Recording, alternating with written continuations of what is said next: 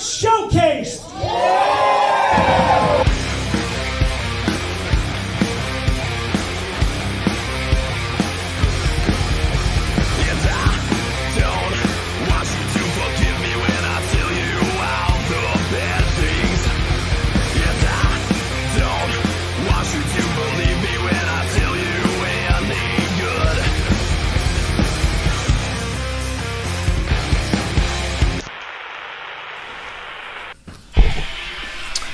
Welcome. We are live in the Showcase Pod. We are Don Vega free. He is running around New England with the midgets. Yeah, like literally. If you don't know like what he's doing, that sounds so bad. It's like he's creating a miniature kill crew on the side. Well, they're a mini crew. Yeah, he's working with a midget wrestling promotion as the better way to word it.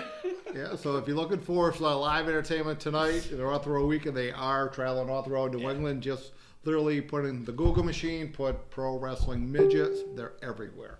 Yeah, it's not politically incorrect. It is what the name of the company is, so don't feel bad. In wrestling, we still allow that term. We do, because midgets make money. Little people don't. They do. They can work. If anybody wants to question that in the wrestling business, they know. Shout out Robbie the Giant. Yeah. So yes, very happy to be here. Thank you for having me as your guest tonight. We're filling in for Don Vega. I know you make it seem like he's out running around with the midgets, as you said. But no, what he's doing... I checked in with him before I sat down. He'll referee for him. He'll ring announce. He'll be the MC. He'll be the coordinator. So literally, you think I'm kidding? Oh, no, I know you're not. But I checked in with him before we went live. His obligations are already done. Yeah. He's in the gym right now as we speak, getting ready for Marchiversary. Wow. See, and that's what a lot of people don't understand. Jordan Moses, I hope you're ready. I saw your words on social media. Don Vega, maybe not the one to go so strong with those words. He ain't taking this lightly at all. Everybody thinks he's choosing Jordan Moses because this is going to be like a walkthrough. They think it's just going to be an easy match for him. No. He's taking this just as seriously as when Don Vega stepped into the ring with Sabu, when he stepped in the ring with Al Snow, when he stepped in there with Evan Bourne. That list goes on and on. Jordan, I hope you're ready, bud. This is a hell of a debut you got coming up. Well, that being stuck in debuts, it's your first time here. It is. This is a beautiful studio you guys have here. My hometown of West Warwick. It's fun to be back. The idea, believe it or not, people to love you or hate you just to get to know you, because I said when we handpicked you, you're doing a phenomenal job. Well, thank you very much. Yeah. And that's I think right now I am more the person everybody loves to hate. Yeah, you saw that, right? I like that.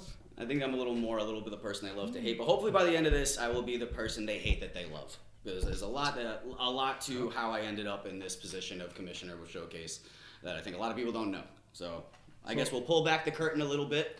Let's start with a question that Don Vega usually asks. What's that? When you were a little Derek, or when you were a little more, when you were well, I mean, I'm only 5'7", so when you were less of a little more, right? How did you get hit by the wrestling bug?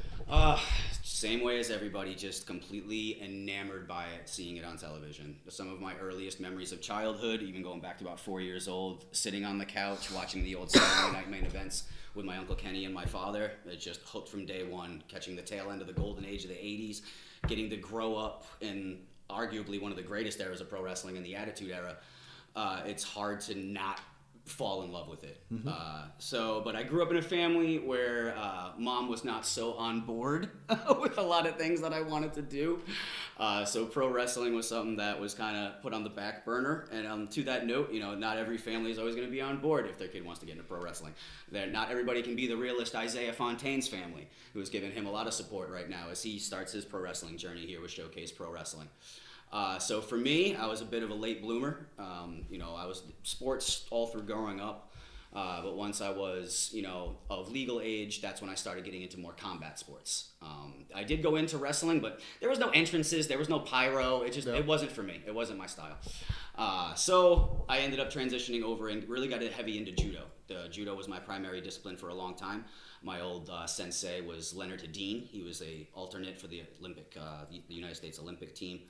And I learned a lot from him. And I also trained at an old mixed martial arts gym that was called Battlegrounds. I was down in East Greenwich, Rhode Island. Okay. The trainer there was a combat jiu-jitsu specialist. Name is Chris Jacobs. He moved down to Florida now, so that gym has long since been closed. But all that knowledge that I took from when I was doing grappling, it kind of helped. Like, I needed that discipline, and the reason I needed that is because when I first got into entertainment, it was actually in music. Music was kind of like my first passion, and got very blessed to be young. I was 17 years old with my friends in a van touring up and down the East Coast. It was my first garage band called The Invite, and I was basically doing music up until like my mid-20s. We were very fortunate to sign a small production deal with an offshoot company of Sony Records. Our producer was Howard Benson, who was producing the All American Rejects at the time. And when you end up in that position when you're that young and dumb, you make a lot of bad choices. And honest.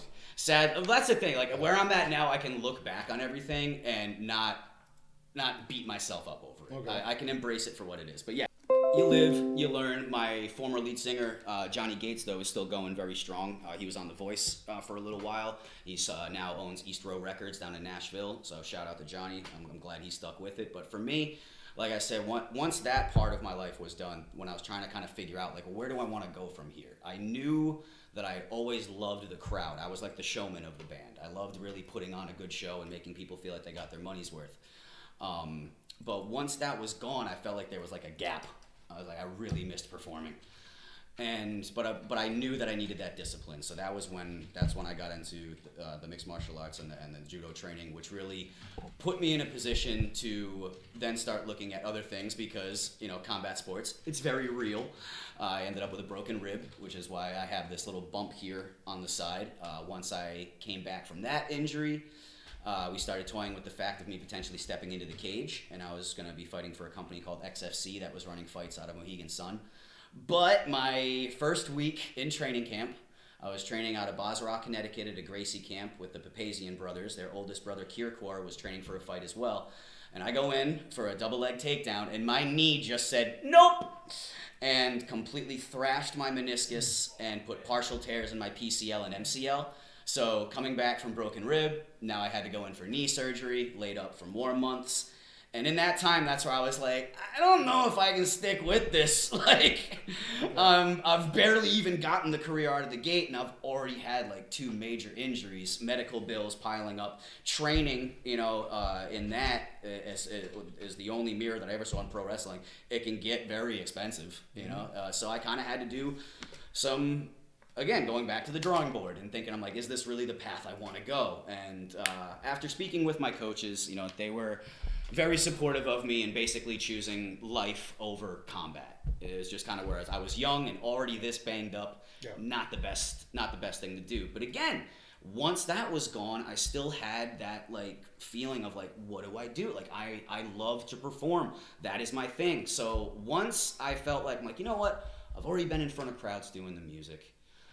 I'm comfortable with, mixing it up with combat. I'm not afraid to get hit.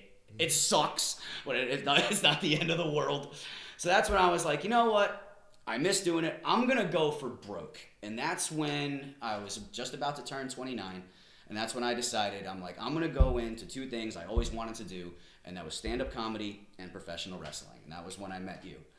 And I joined Showcase. Actually, I started performing comedy in 2012. Did that for a little while I kind of started researching schools. I was that guy that was kind of like, I'd show up for a day or 2 here or there and check out the school. And then finally, my brother-in-law, Derek Destiny, who's a good friend of yours. Well, that was my question. That was one of the questions I had during all this time in the early 20s. Mm-hmm. Right, Derek, 2012. When did Derek retire? Well, I mean, if you ask him, he's still got one in the tank, so. No, but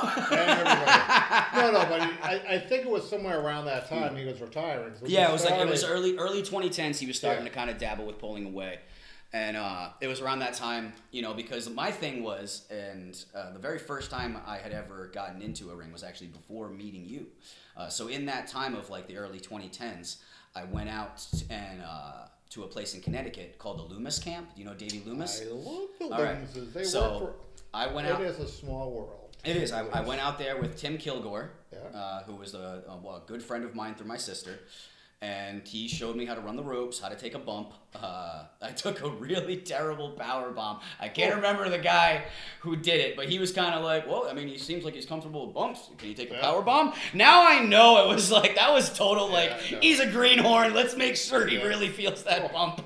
But still, like, even I didn't, like, I walked away from that day feeling like pro wrestling's awesome. Like, it didn't turn me off to it. You know what I mean? A lot of guys, they'll get in the ring for the first time, and then you never see them again, you know?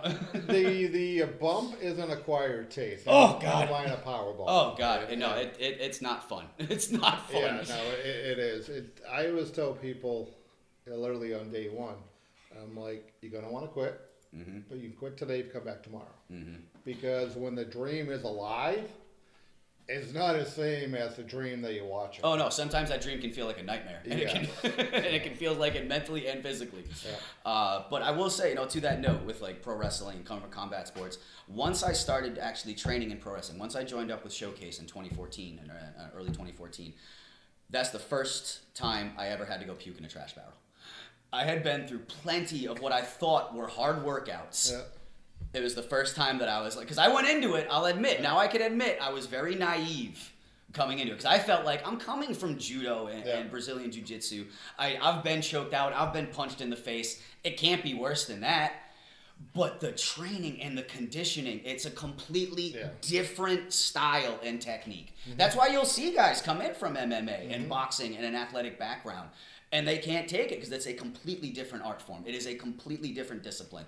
And once you experience it, especially if you're coming in as a fan, one of two things are going to happen. You're either going to double down and really fall in love with it, or that's when you're going to realize, I'm a fan. I'm a fan. I'm fine with being in the stands. Which is nothing wrong with that. I tell people, I have a very hands-on approach when it comes down to it. I will not make anyone quit. I don't want anyone to quit. I will push them further than they would push themselves.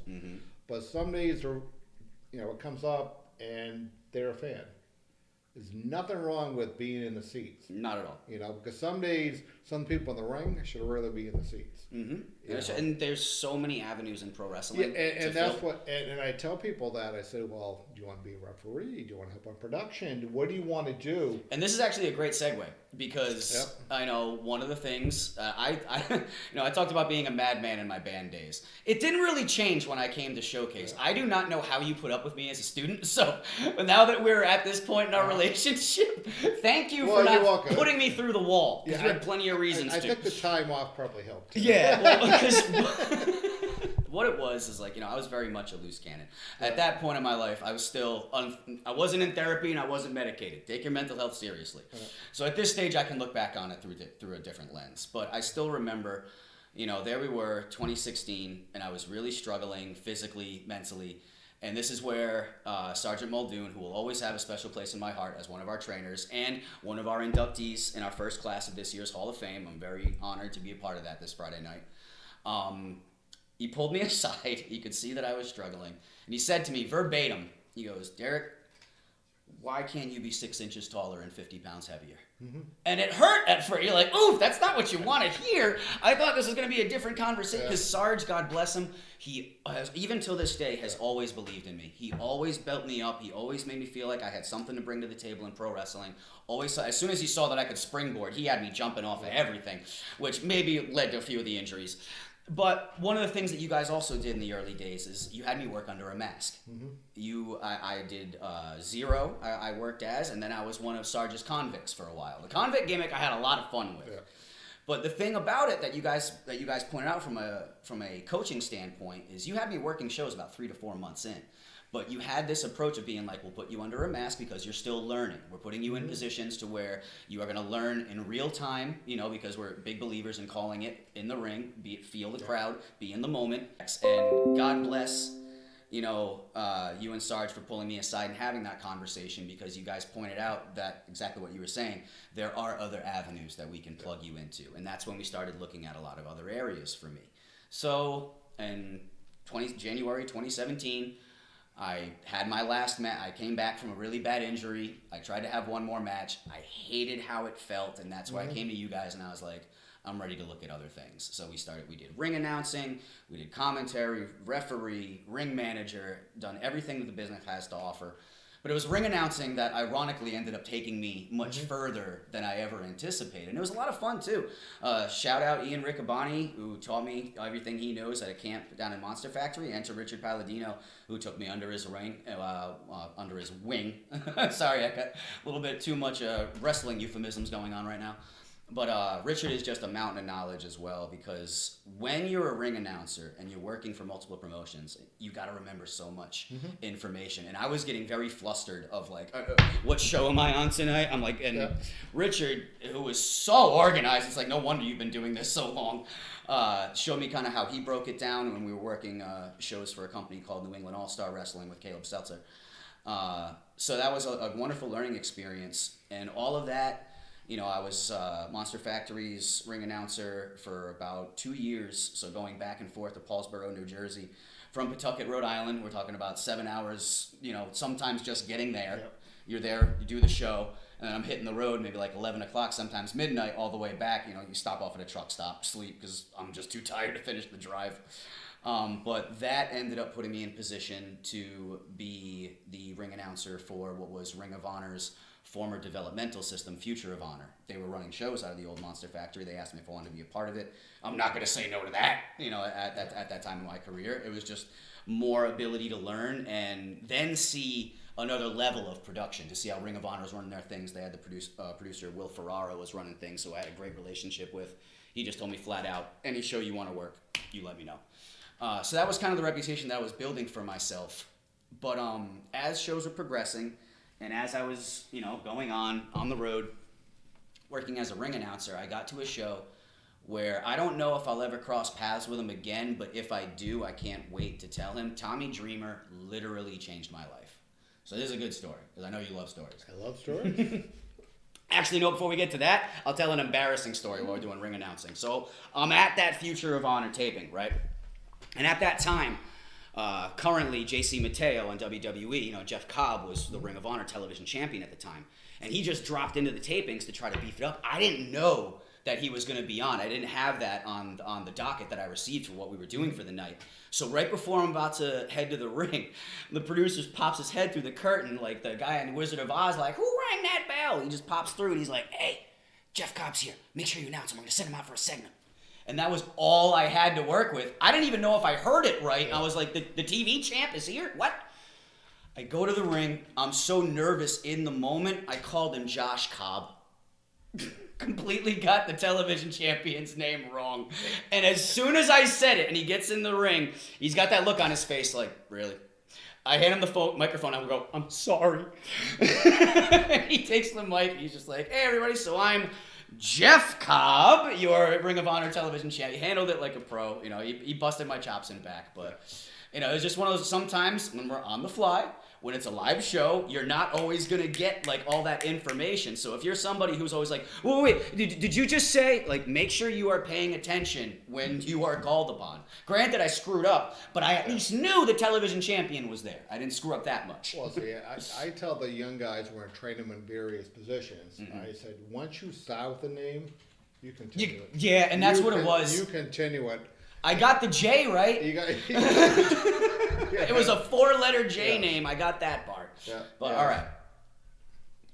So Tommy Dreamer changing my life. I finish a show with New England All-Star Wrestling. I'm getting my bag together.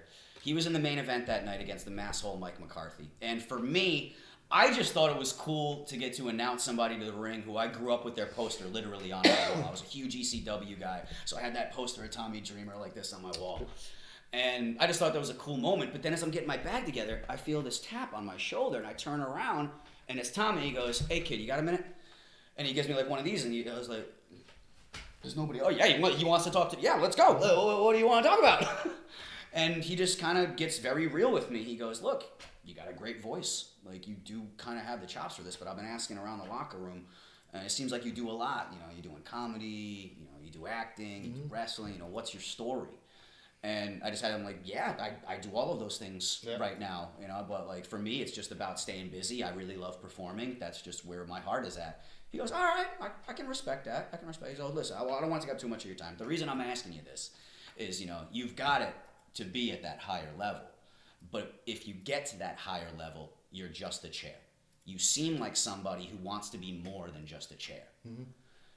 And I thought about that the whole ride home. And there is this old saying in the business of protecting the business.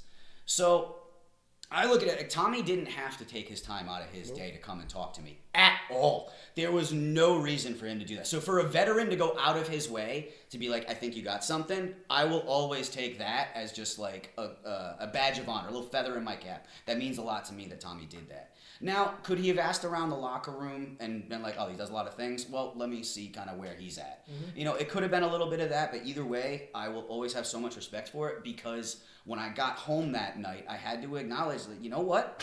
Tommy's right.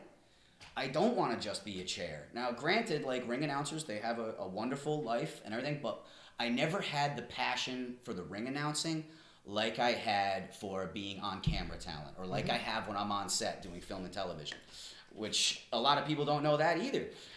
My acting career is built primarily because I stepped in this man's doors. I do not come from an actor's program. I was never a theater kid, no BFAs or college programs. I learned everything I know about how to play a character from making the effort to learn how to play a character in pro wrestling. You know, the foundations of what you guys teach of to be a character and be a persona, there are a lot of similarities when it comes to having to build a character to do a performance in either theater or to film or television. So thank you for that as well. I never thought that, you know, when I stepped into Showcase, that I would be able to turn it into the career I have now. That's for damn sure. You know, when you first show up, you have this thought of like, you know, I want the championships, I want the glory.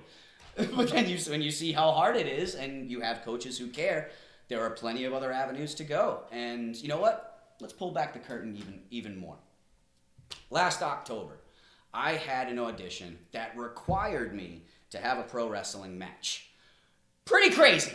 Self-tapes nowadays, castings, they will send some crazy things. I have been asked before, do you own a horse? And I just had to say, no, like, all right, then you don't have to audition for this one. Are you trying to tell me that you needed a horse just for the audition? So I contacted you, and you passed off a wonderful name that I should have done the match with. Are you talking about the horse? No. No.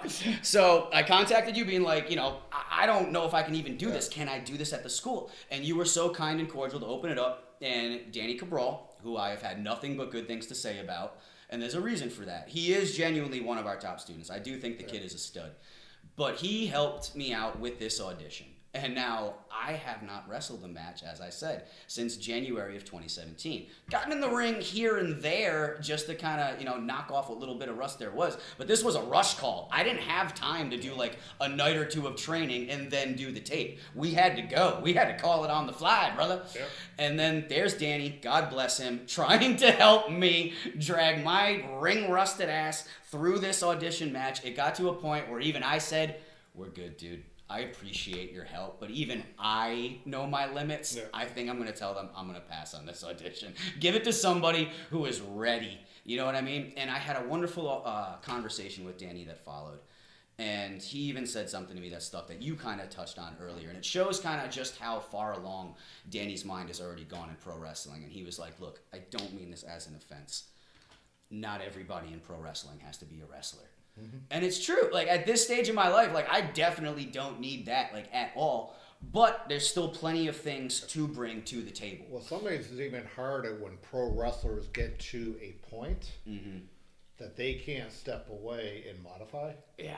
But when you realize you lose that step. Some days it's all or nothing. I'm not in the ring, I can't do anything. And that's what as someone who used to work under a mask doing like a high fly style, like, I'm not doing a springboard. Yeah, like, that's not happening. No, but it's different. And some days you get more out of some days producing people than you do for yourself. And I have been having so much more fun being in this role than I have, I think, in my entire time in professional wrestling.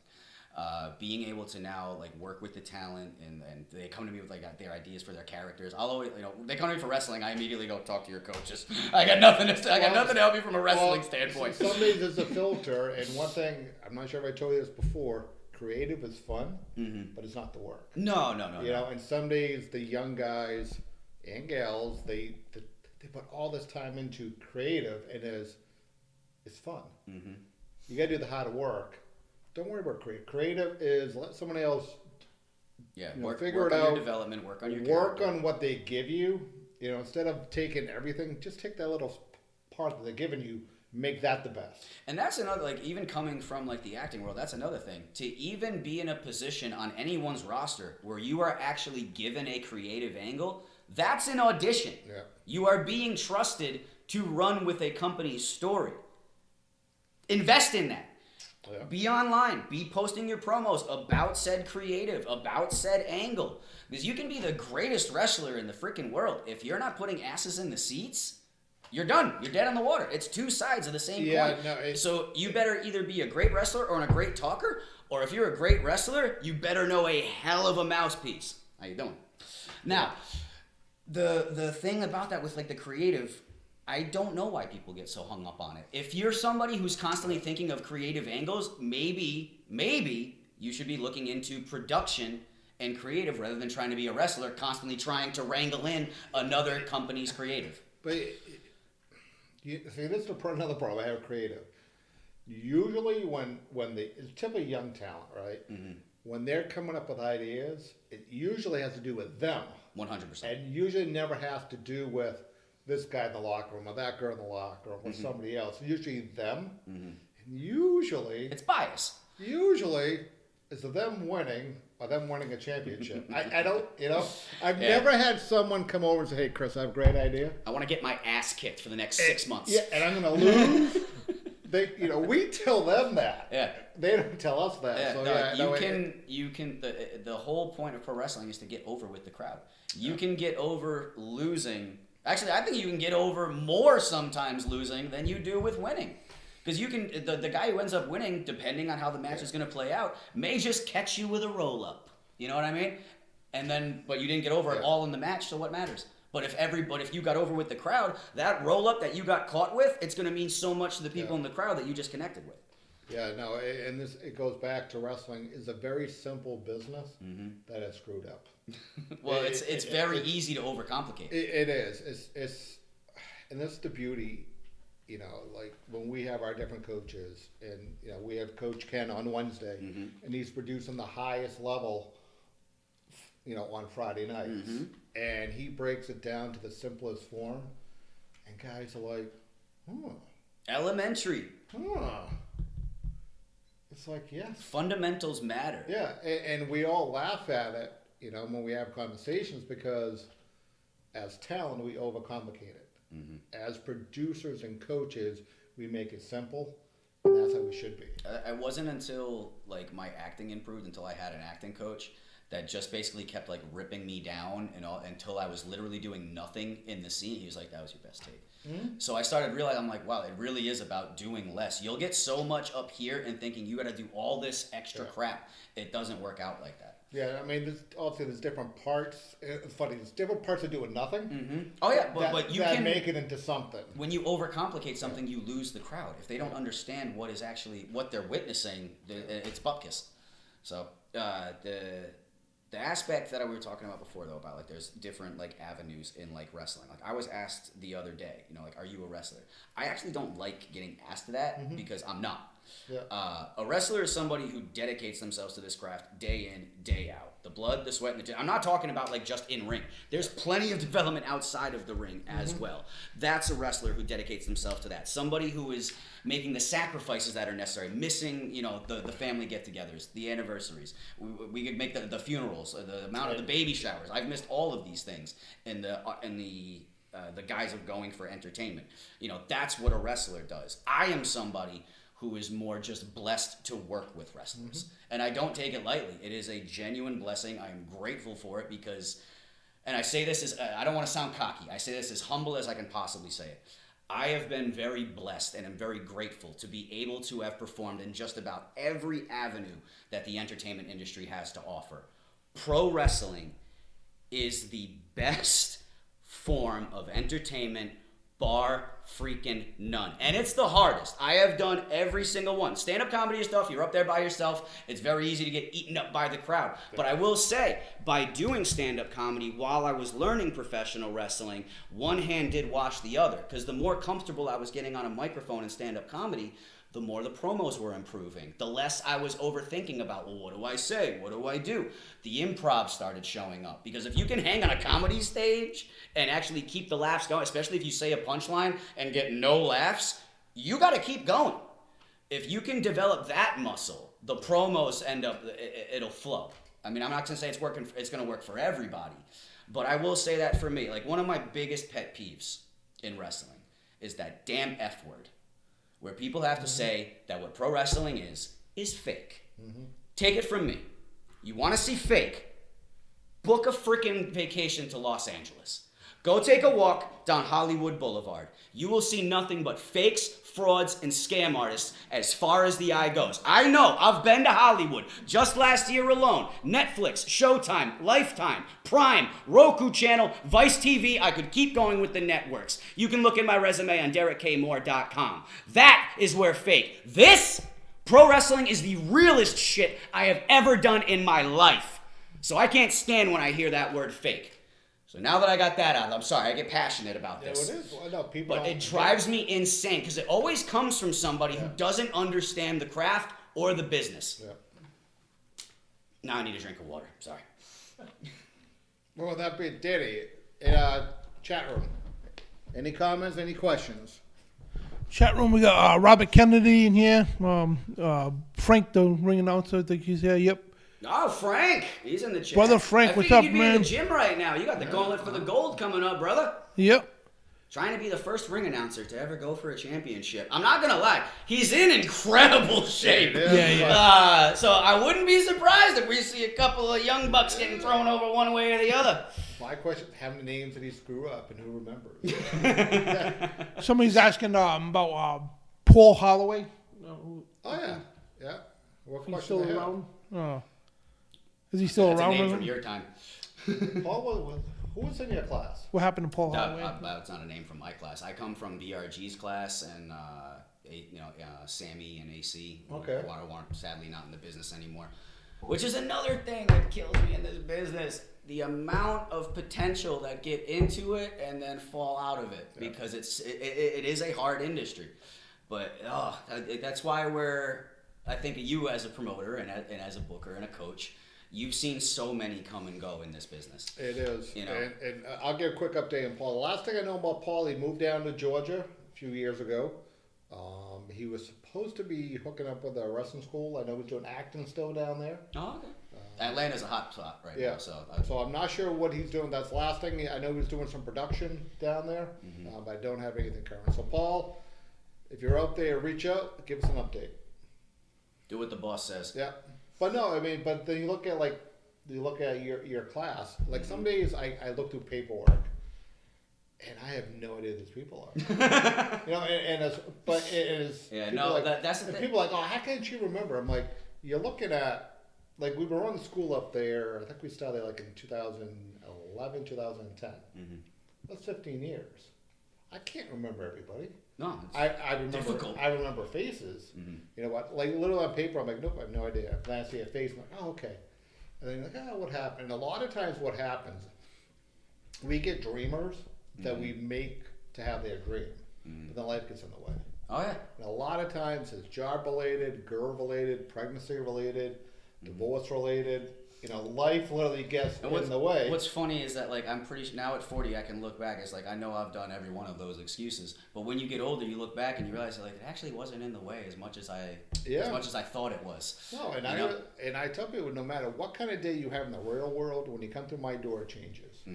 100%. And I don't care what stops you. It's a flat tire. Change the tire. Give me a call. Oh, I'll walk you through how to do a flat tire. Call a AAA. Take a bus. You know, everything's going to stop you to get through that door. Just get through the door because it changes. Yeah, that's what I've always loved about you. You've always been a big guy of like, all right, well, that's the problem. What's the solution? Yes, I'm not a problem person, I'm a solution. Yeah. Because the problem's going to stay there. Yeah, well, that's life. Yeah. That's going to be a problem every single day. Yeah. If you constantly allow it to deter you from what you say you want so badly, then you're going to end up screwing yourself over in the long run. We have a couple of guys now that actually go in the gauntlet. Like, I'm going to bring L2, right? Mm-hmm. Oh, yeah. Right? Yeah, no, L2, I got to see him post his... Thank you for helping him out. His No problem. promos, you were helping him on that. Oh, he admitted that? He did. He goes, oh, I told him to keep it quiet. You know, he did. He goes, Derek helped me on the phone. I said, good. All right. He's the one that life came up. I think he was in and out of school about 3 times over the past 4 years. But he had a dream. Yeah, no, he's a good kid. He confided a lot of the battles that he was going against, which he didn't have to. I was very happy to hear that he took my advice. Like, thank you, L2. I'm appreciative. Let me think of this. I don't want to word this. Because I'm trying to keep kayfabe alive right now. You know what I mean? It's like I didn't know you were going to pull back that curtain that I was showing that I work with people on their promo. And just to see. Thank you, bud. And I'm going to. This Saturday, I know for him, it's going to be an emotional day. Oh, for sure. Because he has friends coming up from. He's from the Mr. 203, Mr. 305. No, that's Pitbull. Yeah. So he has people coming from Connecticut. Supposedly he's Puerto Rican. I see it. As one who's married. L2, I am not buying it, but supposedly he has people coming up from Puerto Rico to see him. Okay. Which is awesome. Okay. You know, so to have family and friends. Is this like his application for the Kill Crew? Well, it could be. That I'm apparently biased to. Yeah, I'm not buying that. Do we want to talk about that? Because I'll go for plenty of time talking about that. That's the part I like about Marchiversary. Typically, when a guy starts, right, or gal, depending on when they start, we try to get like the first time of the rank for Marchiversary. It was my first time, Marchiversary 9. And it works out. We have like 3 or 4 people who are entering the gauntlet the first time. Yeah. Friends and family come and see them, which is awesome. Never mind, as you mentioned, Jordan Moses. First time ever, a huge opportunity. 100%. Not just potentially for the gauntlet. Well, I don't even know if he's going to make it to the gauntlet. You just beat me to it. Yeah. I mean if he may just get chewed up and destroyed by Vega, which, if it is, kid, I'm going to tell you, this is easy advice. Whenever happens, right? But just shake hands, say thank you. I would say, can I have another? I wouldn't. I wouldn't want to know. See, that's the thing. A lot of people. But maybe not that day. But thank him for the lesson. Because he's going to get a lesson, that's for sure. No matter what it goes, and if the world changes and goes in some odd direction, and you do win, that's an ultimate lesson. I don't know if, I said, if this kid would need Mercury in retrograde, need all the planets to align to beat Don Vega at Marchiversary for a championship. Stuff happens. So a lot of people don't understand. Like they'll see Don Vega in video or on picture, and okay, yeah, no. But when you're next to him, you're like, this guy's gonna kill me. Granted, I'm 5'7", I have to look up to pretty much everybody, but he's huge. Yeah. I just say he's meaner in person.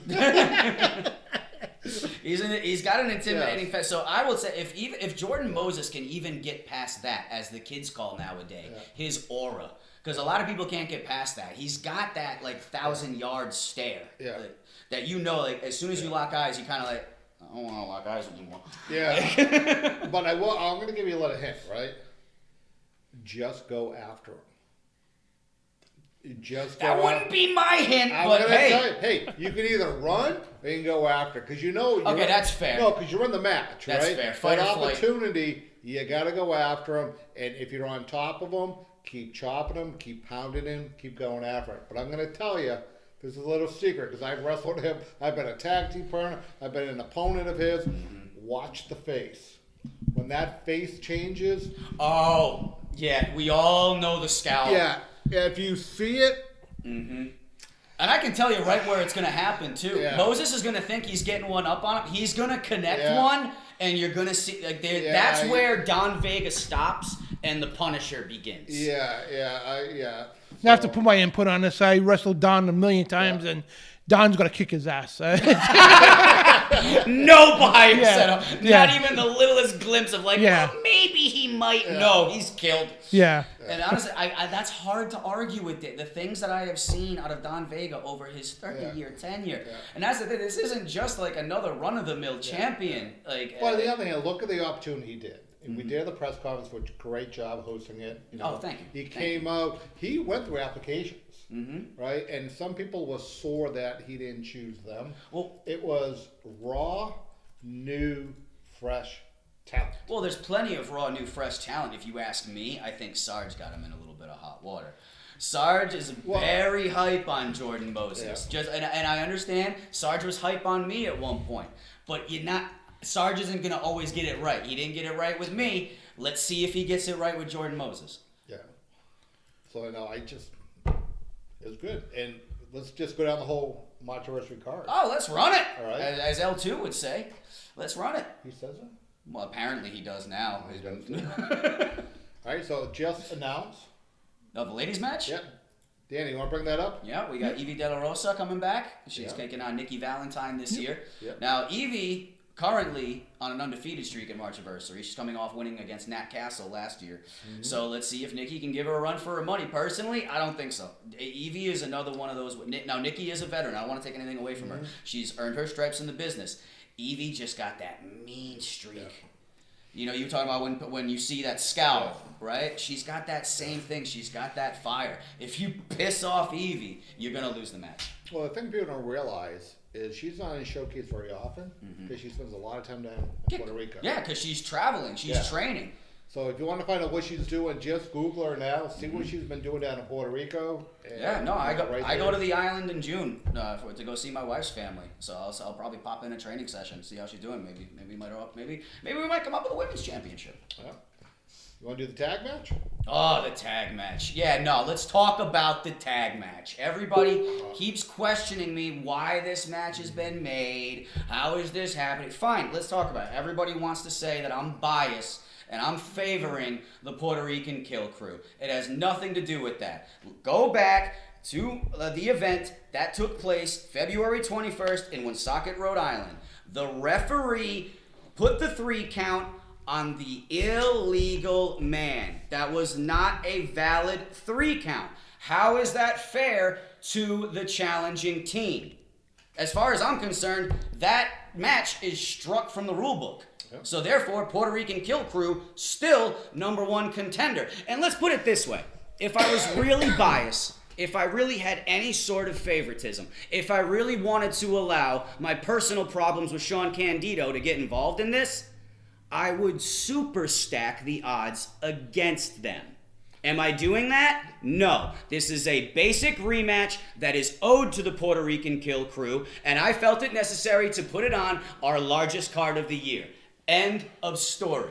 Stop questioning your commissioner. Let me do my job because you all clearly don't know what you're talking about. I'm gonna go with the Puerto Rican Kill Crew big time on this, man. These guys are dominant, man. I wrestled, with both these guys, man, and they're tough. They're tough. They had the opportunity to play Freebird rules. Yep. You know, Alex Rated was chosen for this to represent, and he chose to go with Brian Starr at the press conference. So I mean, hey, to super stack, you could have been going up against Don Vega. He could have chosen Rambo to go in there, who has beaten both of you down in our last 2 events. So just take all that into consideration. There's no favoritism. I like intriguing matchups. I like great contests, which is exactly what this is going to be. As I even said, good words about Danny Cabral here on the podcast. The kid is a stud. The fact that he has a championship title around his waist right now, it's not shocking to me. Will he retain? That remains to be seen. And as for Sean Candido, we will discuss our relationship once Marchiversary is done. Well, we do need to hold that story. Do we? We don't really? We don't have to do it today. I don't want to give Candido any more light than I have already given him. No, because you know what? I totally forgot about the story. Yeah, well, if you notice, I don't even say his first name. It's just Candido. It makes me feel like I'm actually involved with a Candido that mattered in pro wrestling. Oh, You know what I mean? Well, okay, that's understandable. So speaking of, you talking about bells? YouTube. Yep. Well, once again, I'm a man of my word. I did my job. We have found the YouTube championship, but I will admit, a little taken back to see how we found it. So D-Rex.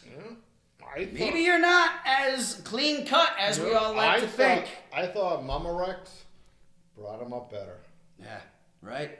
I got a good relationship with Papa Rex backstage. I know. You disappointed me on this one, Pops. I thought you were raising a better one. Yeah.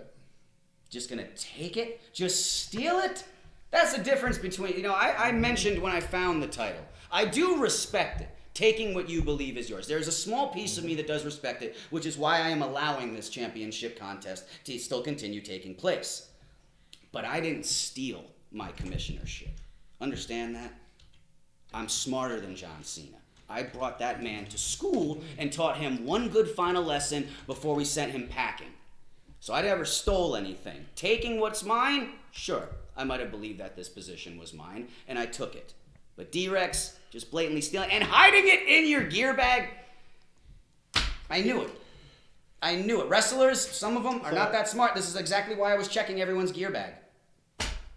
So if I steal something, I leave it. But if that live footage is on SP Wrestling on our social media and the Showcase Wrestling fan page on it's everywhere. On Facebook. He's not so hiding watch it now. But he did shocked that it was down. I'm not shocked that he got found or something was there. Look, I'm an actor. Yeah. I know a performance when I see one.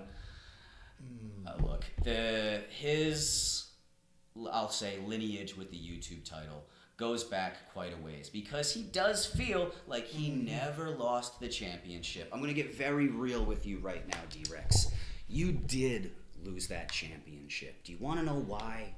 Because you got injured. Injuries happen to people who don't take training seriously. They aren't keeping themselves conditioned, and that is when injuries sneak up. I know because I used to be young and dumb too. So stop saying you didn't lose the championship. You got nobody to blame but yourself. Going and stealing the title, though? You want your title back, you can earn it by winning it at Marchiversary 19. And he's just lucky he's not facing me because if I didn't give that title up, I might still be champion. That's another one. Danny? Yeah, you talk about having to, what is the word, vacate a title? Yeah. He vacated for an injury. What did you vacate for exactly? Because you have got brands knocking down your door in the powerlifting field because they want you on their cards. You are become a commodity. We at Showcase don't deny you of that. We were perfectly fine with you vacating the title because to us, I'm not going to deny having a powerlifting champion on our roster. That's fine by me. Tote the Showcase banner everywhere you go, Mr. Badandi. Hell yeah. And then... Is it the main event? No, you're getting a little ahead. You're getting a little ahead. We still have a blindfold match. Oh, I literally didn't see that coming. Well played. Well played. Now, see, what a lot of people are kind of missing with this. Everybody's like, is Jay Evans going to win? Is Brother Moonraven going to win? Are they finally going to leave this blood feud alone? There's a third level to this. Annabelle. Everybody's forgetting about Annabelle here. Yep. They have both simply, in my eyes, from what I've seen, crumbled under the weight of whatever this presence is within Annabelle. But if you ask me, I don't think this is about one winning over the other. I think this is truly, does Annabelle believe who is the stronger vessel? Because if you look at what's transpired over the last year, Jay Evans is losing it. I genuinely believe that this hold that Annabelle has on him is breaking his psyche. Yeah. But when you look at Brother Moonraven, he's still laughing. He's loving every bit of the chaos. He's embracing it. So to me, I don't really know who Annabelle is going to go with once this is all over. For all we know, they may take each other out, and Annabelle may go find herself a new vessel. So this isn't just like a blindfold match. Granted, their hatred for each other has blinded them to the point where we have to have this contest. But once all the smoke and dust settles, I don't know if we're even going to see either one of them standing. Dynamite drop in there, Blackheart. No, you know what is? Because as many people have said, is she a doll? Is she not a doll? I don't know what she and is. If she is a doll, why are they fighting over her? I just know anytime Annabelle, I don't even call she, doll, Annabelle. Whenever Annabelle is in the room, I exit. the entire feel of the room just gets cold. I don't know how. It's a literal spine up your chill up your spine. Sorry, the French in me came out. I said that backwards. But it is. It's creepy. It's creepy. So for me, I'm just glad that we could at least get this match made, and hopefully they can take their hatred out on one another, and we can finally move forward from this, because this feud has caused a lot of problems in Showcase at our events. The brawls that have broken out, the interruptions in matches. It gets to a point where even as commissioner, you gotta make a call sooner or later. So this is my call. Beat the hell out of each other so we can all move on from this. But now, yes, the main event. A lot of people are giving me crap for this too. See, I always call the Gauntlet for the Gold the main event. This year, it's one, just. I mean, if the Gauntlet for the Gold. I mean, I was going to save that for after. Yeah, you know, but yeah, we can talk about that now, because yes, our main event is just that. It deserves that final spot. So let's talk about. Let's talk about the triple threat. You have to understand this. Rambo has held that title now for over 900 days. Okay. The exact number is escaping me, but I know at our last event it was 900 that day on the 6th. How many days from the 6th more? So 906 days he has had this title. Longest reign in SPW history.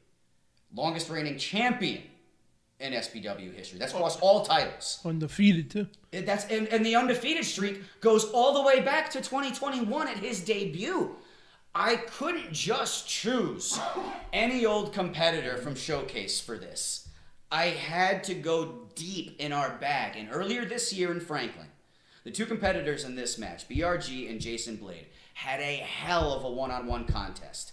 Jason Blade showed me that he has still got a lot of grit and a lot to offer to the New England pro wrestling scene. And when you're able to go toe-to-toe with a stud like BRG, who in the last year alone, AEW, TNA, NWA, MLW, I mean, when you see these two on paper, it's like, I have to make this match. If I am going to bring in top-tier competition for a top-tier champion, I don't have to look any further than the two that I've signed for this. And if you see the words that BRG has posted to social media now on our Showcase page, I don't think I've seen him this revved up in a little while.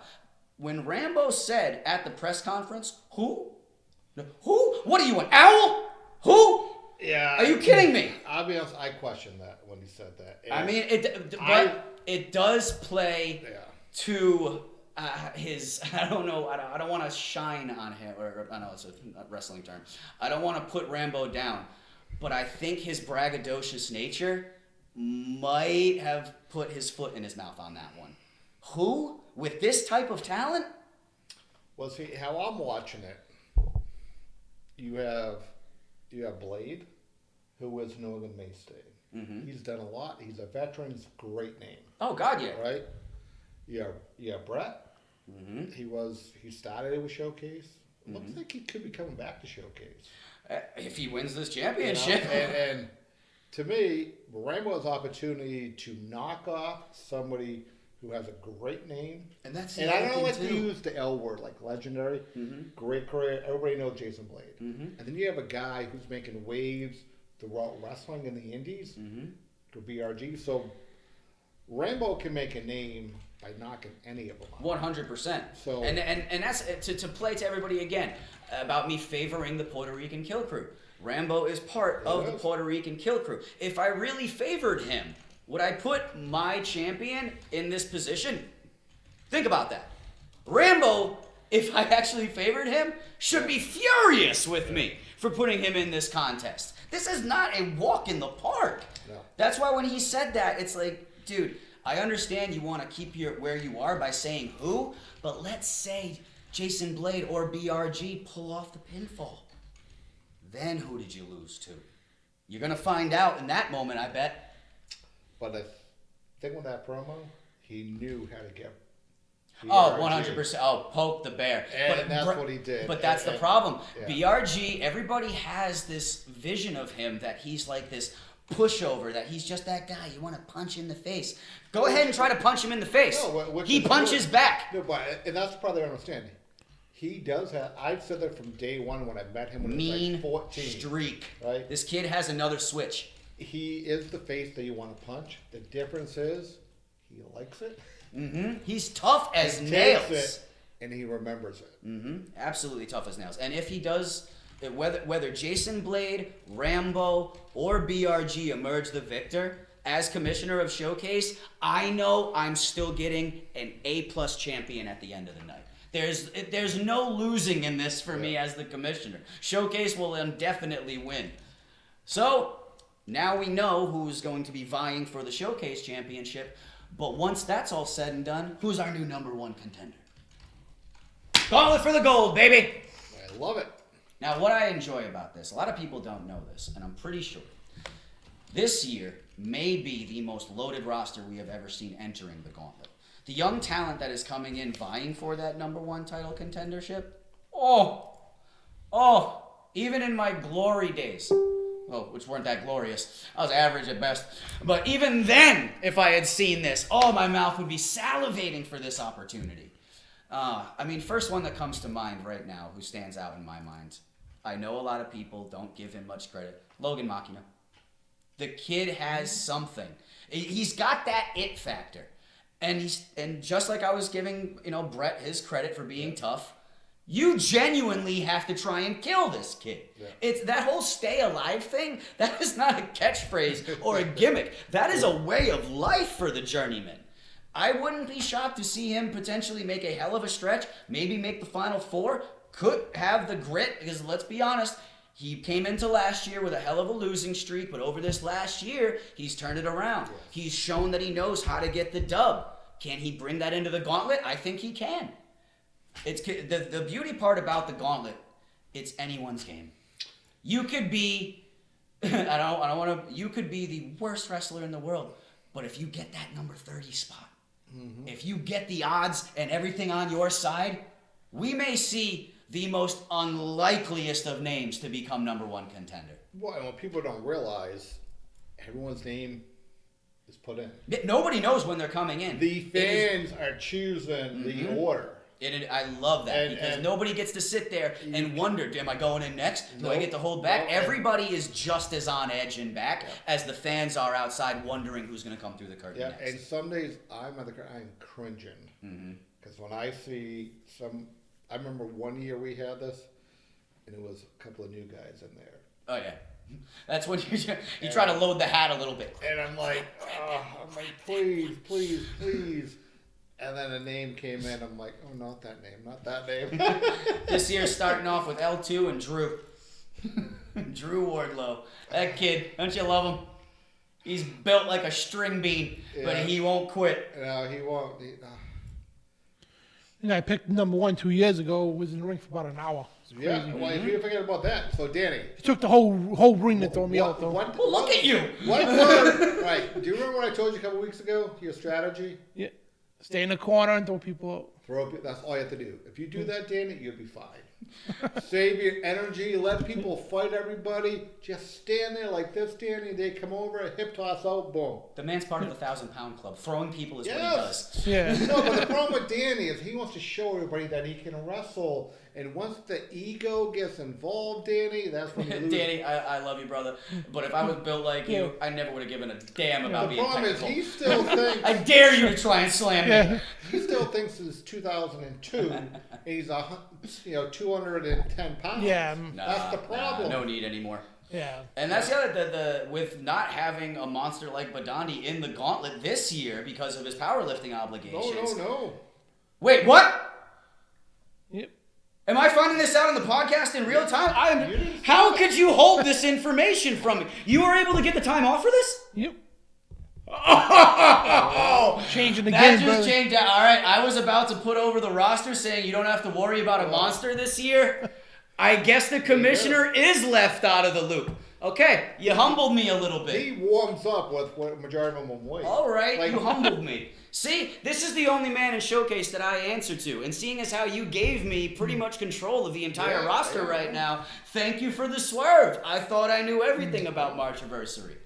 Powerlifting champion going into the Gauntlet for the gold. How about that? That definitely changes the landscape. It does. Remember, pinfall, submission being thrown at the top. And that is why I give credit to somebody technical like Logan. He may not be able to throw out somebody like him, but that abdominal stretch, if he locks that on anybody, I don't know if they're going to be able to hang. So, I like it. R2? What was that? R2D2. All right. So, We just got a message from the mothership. We'll get back. So Friday night, Hall of Fame. It is such an First honor time for this. ever. I was talking to people. Actually, I was talking to Nicholas Knight. I haven't talked to him in ages, and we've been trying to do this for a couple of years. Logistically, it finally worked out well between getting a Friday and Saturday night together. And what a class! Yeah, that's and been put together. I think we did it right. For sure. 100%. I think we did it right because, to me, Killer Kowalski is the foundation of wrestling in New England. Oh yeah, Period. the names that Yeah. and the names that he helped produce, which we'll go over plenty. I don't have that much time left in the podcast.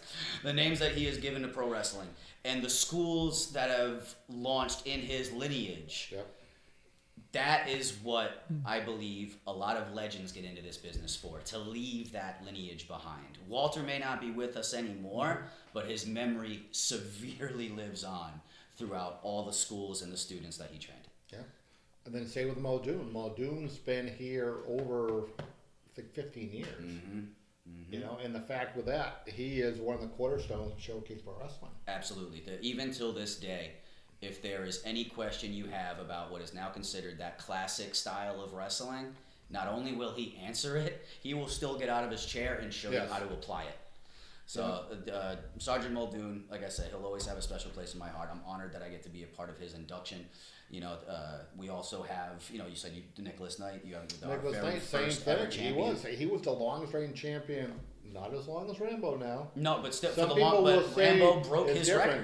record. But Nicholas Knight, when he won that championship, it made who Nicholas Knight was career-wise. Power League Pro Wrestling New England Championship, 966 days, I believe.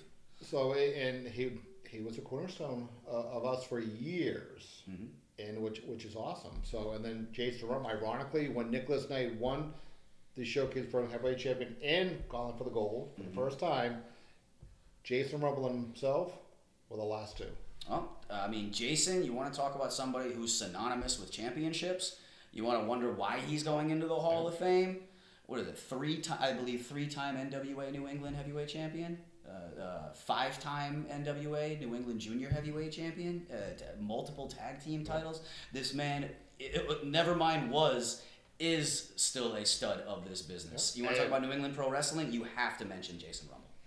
So people are asking about the logistics of both nights.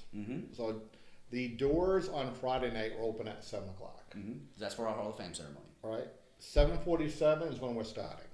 So but that first 45 minutes, get in, grab a couple of drinks, talk through. Yeah, get yourself settled. Right? What's beautiful about a Hall of Fame ceremony night, a lot of us in the wrestling world, we get to let our hair down a little bit. Yeah. It's not just about, a lot of us usually get together to watch pro wrestling. We get to come together this night to celebrate pro wrestling.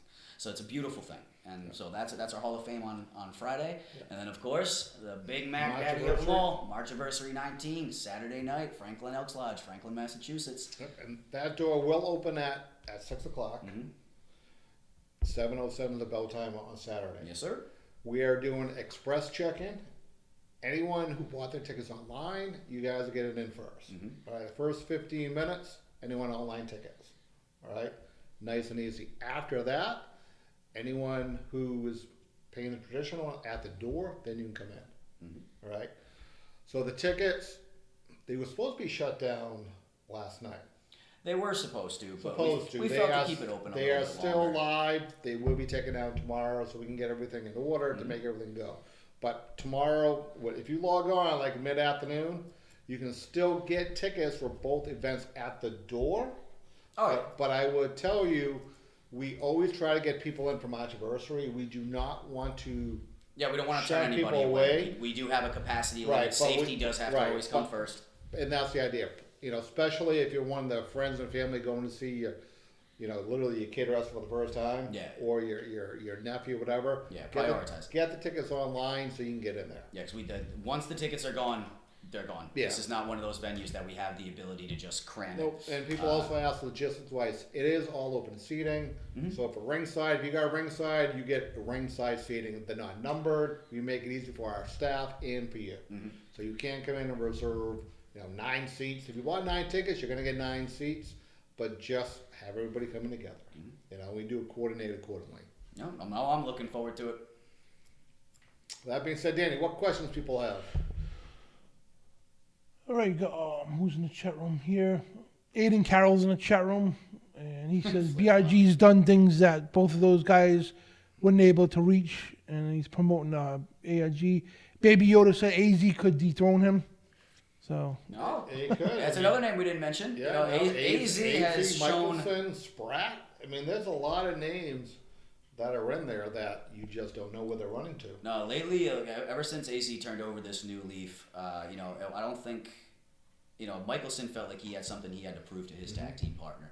But I feel like AZ has had something to prove to everybody else at Showcase, including the fans.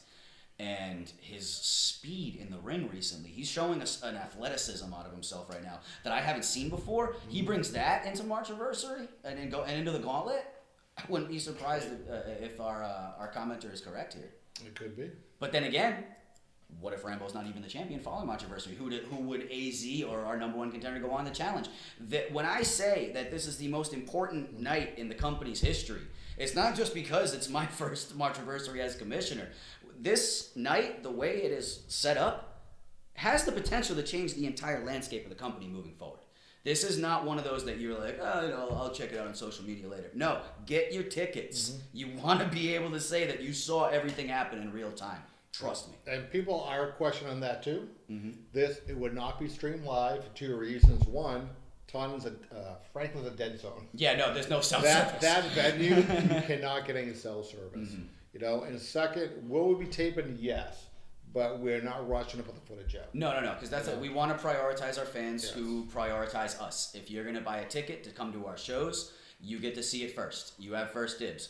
And if you're somebody who wants to hang back, it will go to the YouTube channel. We always do post our matches there. But if you really want to be kept up to date, you got to see us live. Yeah, because we are a live event company. ShowcasePreston.com, where you can also pick up some of your latest gear. Now, we do have to sit down with the design department regarding your merchandise. I've been sitting down with them recently. We do have a couple of potential We need t-shirt designs coming forward. more Derek Moore. Yeah, you'll have plenty more merchandise very soon. So that being said, on behalf of Derek Moore, the missing Don Vega, Dan Badandi, in studio and in the Rumble, I am Chris Ireland, a.k.a. Chris Blackheart. We will be seeing you this Friday night, Hall of Fame in Franklin. Actually, it's a showcase weekend in Franklin. Yeah, no, we should get a key to Franklin. That being said, thank you all. I'll reach out to the mayor. I think we can get a key to the That's city. fantastic. Yeah, commissioner's got plenty of connections. All right. We will see you live in Franklin this weekend. God bless everybody.